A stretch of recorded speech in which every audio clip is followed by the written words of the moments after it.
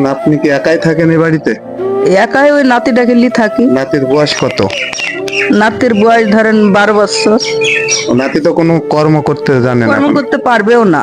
ও একদম মানে অপারেশন করে দুবার ধরেন অপারেশন করেছি। ও, করার পরে ধরেন আর সমস্যা আছে। কি ওই সমস্যা হয়েছিল?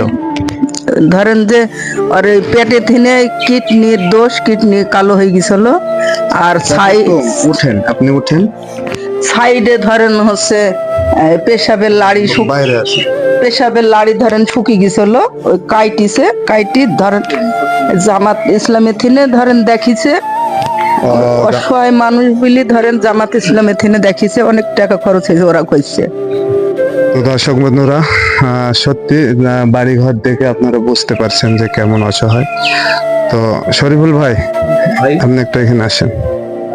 ভাই, এই আমি তো এই চাচির কথা জানতাম না, তো আপনি আমাকে বললেন কি অবস্থার বিষয়। না আসলে অসহায় ভাই, যেটা বলছে ওটাই ঠিক। যেহেতু ওনার স্বামী মারা গেছে, একটা ছেলে ছিল, তাও কেরালায় কাজ করতে যাওয়ার নাম করে ওখানে ধরেন ভারতে যাই, ওখানে বিষাদি করে ওখানে আছে, আর আসেনি বাংলাদেশে। এ বেচারা একদম অসহায়। একটা লাতি আছে, ওই লাতিটা দিয়ে আর বিপদে পড়ে গেছে, মানে অসুস্থ।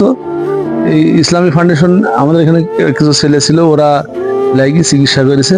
ছেলেটা অসহায়, কর্মটর্ম এখনো কোনো কিছু জানে না, ছেলে মানুষ। এই মরিচ টরিচ তুলি বেচারা খায় আর কি। চলাফেরা করে। তো দর্শক বন্ধুরা শুনলেন এই চাচির জীবনের গল্প। তো যাই হোক, আপনারা যদি কেউ এই চাচির পাশে দাঁড়াতে চান বা কিছু টাকা পয়সা দিয়ে সহযোগিতা করতে চান, তাহলে অবশ্যই আপনারা আমার এই ভিডিওটি বেশি বেশি করে শেয়ার করে দিবেন, যাতে এই ভিডিওটি দেখে অন্যান্য ব্যক্তিরাও এরকম অসহায় ব্যক্তিদের পাশে দাঁড়াতে পারে।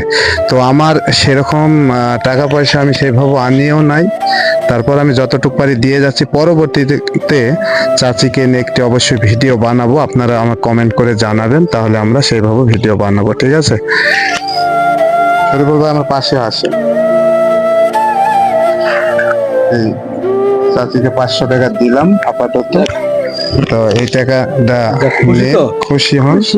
আমি সামনে আপনার জন্য কি করা যায় আমি দেখবো। ঠিক আছে, তো আপনি আমাদের জন্য দোয়া করেন। জি, দোয়া তো করবো। আপনারা ভালো থাকেন, বেশি বেশি সুস্থ থাকেন, আল্লাহ যেন আপনাদেরকে দিতে দেয়। আর আমাদের ভিডিওতে বেশি বেশি করে শেয়ার করে দিতে বলে, বেশি বেশি শেয়ার করবেন আমাদের এই ভিডিও। এই ভিডিওটা বেশি বেশি করে শেয়ার করবেন। তো আজকের ভিডিও পর্যন্ত। দর্শক বন্ধুরা, আপনারা সকলে ভালো থাকবেন, সুস্থ থাকবেন এবং এরকম অসহায় ব্যক্তিদের পাশে দাঁড়ানোর